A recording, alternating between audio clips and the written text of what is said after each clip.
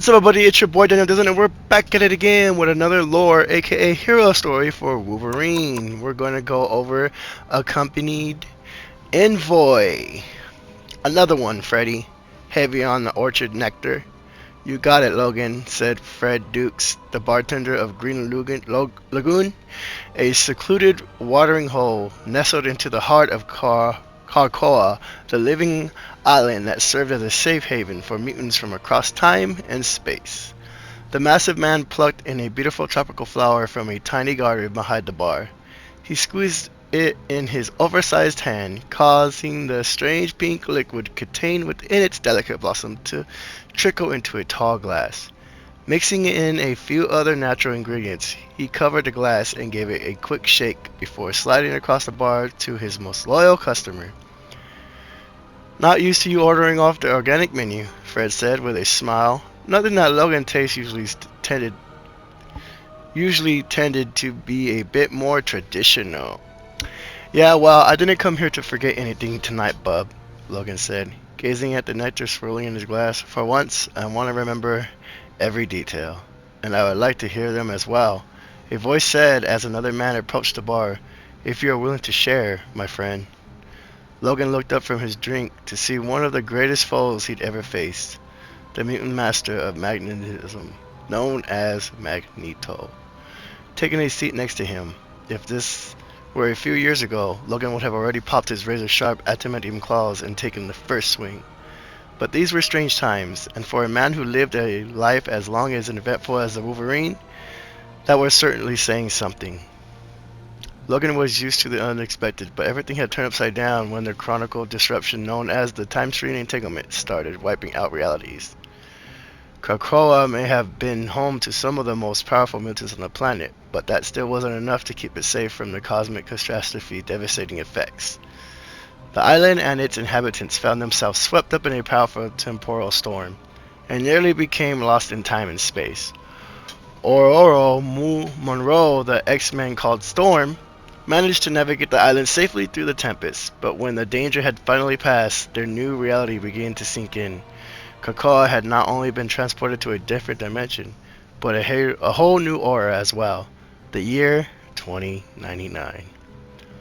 Always wanting to seize an opportunity, Magneto took advantage of the crisis, but not in the way most might have expected. Instead of trying to subjugate the unexpected humans of this future world, he instead opened the gates of Karakura to all mutants who had become displaced by the time stream entanglement. His effects had already earned him the respect of many, and the ire of many more. Magneto didn't care what the world beyond Karakura thought of him, nor did he have any interest in mankind's petty squabbles. All he cared about was the safety of his own people and Karakura. But Logan knew that no man or mutant was truly an island. Still, got your cape in a bunch that I've been running with the humans, Eric? Logan asked, taking a swig of his drink and sneering as the festive, fruity flavors danced across his tongue. There are still so many mutants who need our help, Logan, Magneto responded. You should be focused on them. Our people ain't the only ones in trouble, Logan responded gruffly. Just 'cause my folks in this day and age don't seem to be born with the X gene anymore, it don't mean we can't just ignore the threats they're up against. Helping innocents is one thing, Magneto said, his tone becoming more judgmental. But you're out there fighting the powers that be alongside some sort of human liberation front. Your careless actions could put a target on Karakoa and all those who came here for protection. Funny, Logan said, dismissing Magneto's concerns. Since when have you been one to stand by and do nothing? Since the well-being of our entire species became mine to safeguard, Magneto replied. Fair enough, Logan said. But believe it or not, I'm doing what I do to keep Kawakawa safe as well. From goose steppers like the public eye, from corporations like Alchemax, and especially from that metal mask maniac, Doom. Magneto paused, knowing his companions were speaking the truth.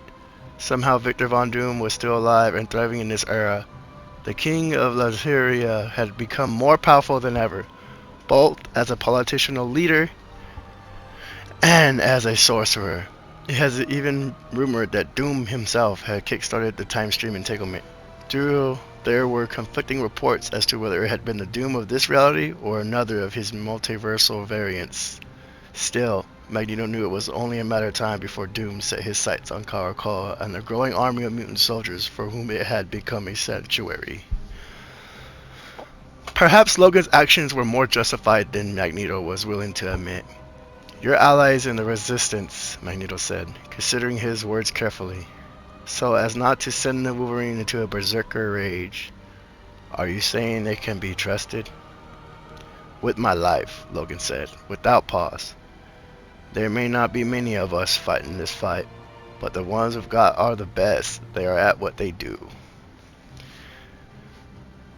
And the hottest, am I right?"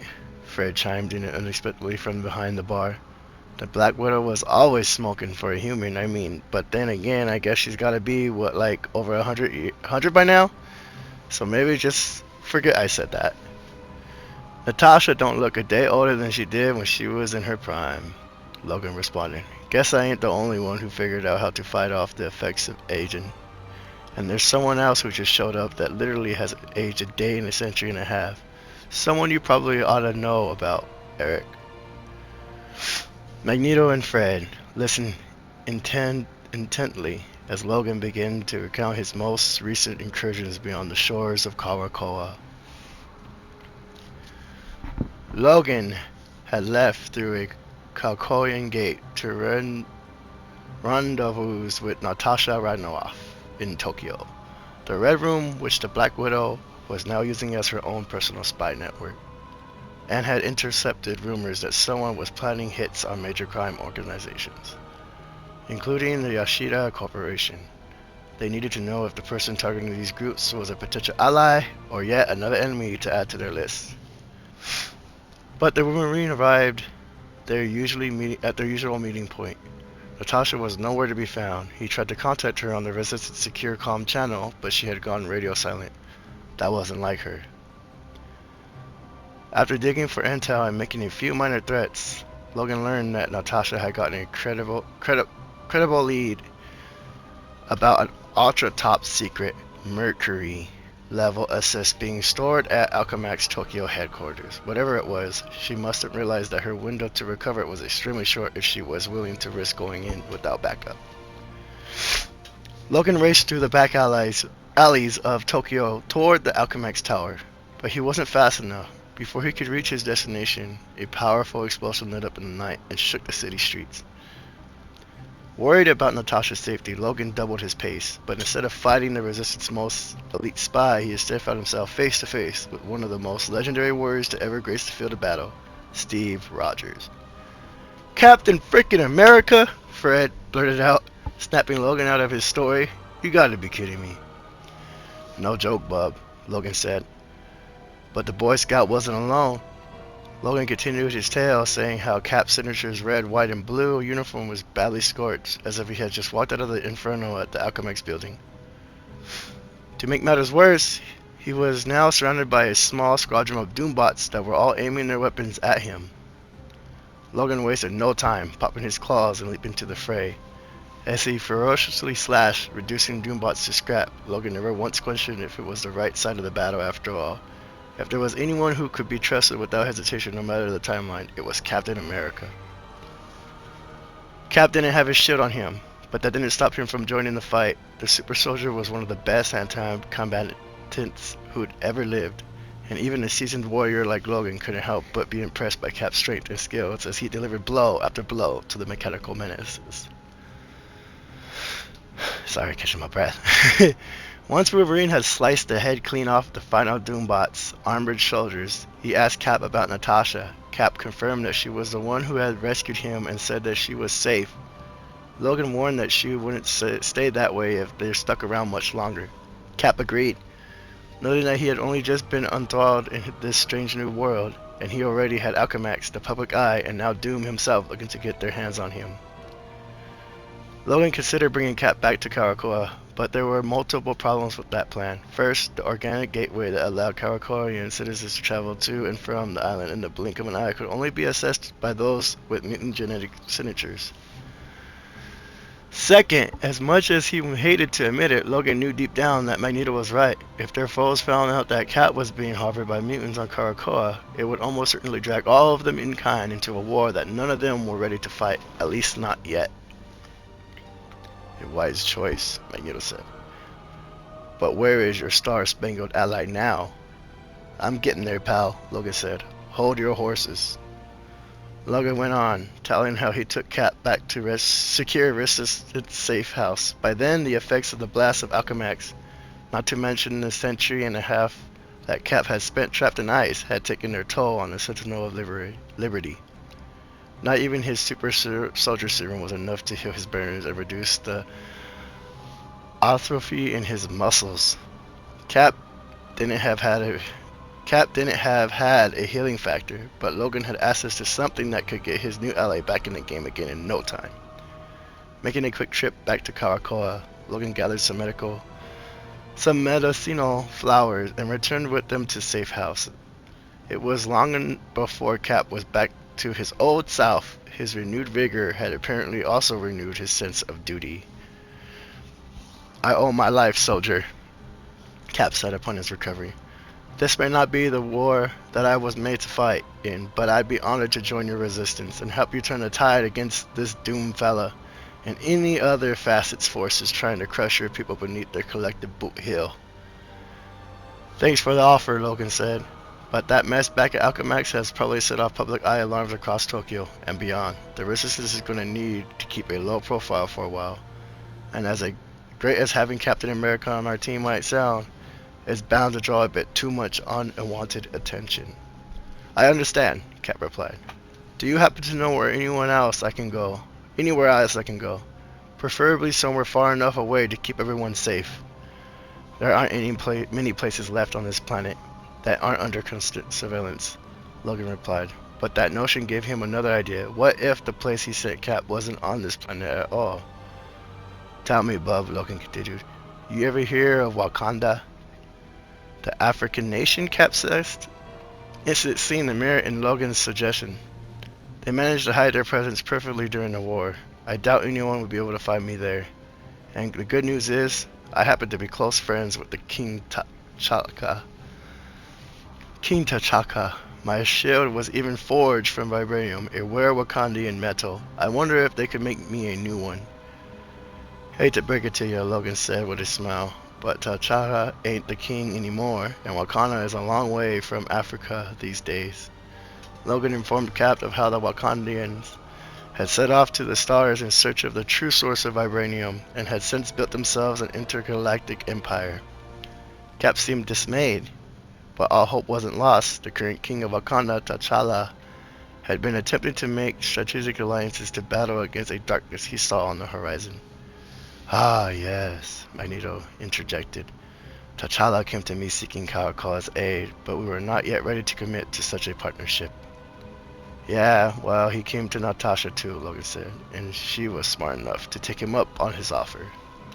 T'Challa had provided the resistance with a single high-tech chemio bead containing a special code that could be used at any Wakandian embassy to open a passageway across the stars, straight to the heart of the intergalactic empire of Wakanda. With Natasha still off the grid after the Alchemax incident, it was up to Logan to escort Cap to the Wakandian embassy in Tokyo. As much as Logan would have loved to carve a path through some public eye soldiers along the way, the two heroes managed to use their impressive stealth skills to get to their final destination undetected. When they arrived, the embassy was empty. The two followed T'Challa's directions and located the sculptures of Bashinga, the first king of Wakanda. As they stood in front of the statue, Logan activated the chemio bead, and a portal instantly appeared. Cap gave Logan a salute, thanked him for his service, and stepped in through, confident that he could handle whatever awaited him on the other side. With Cap safely delivered, Logan knew he had to return his attention to finding Natasha, but not before stopping back home for a quick refresher.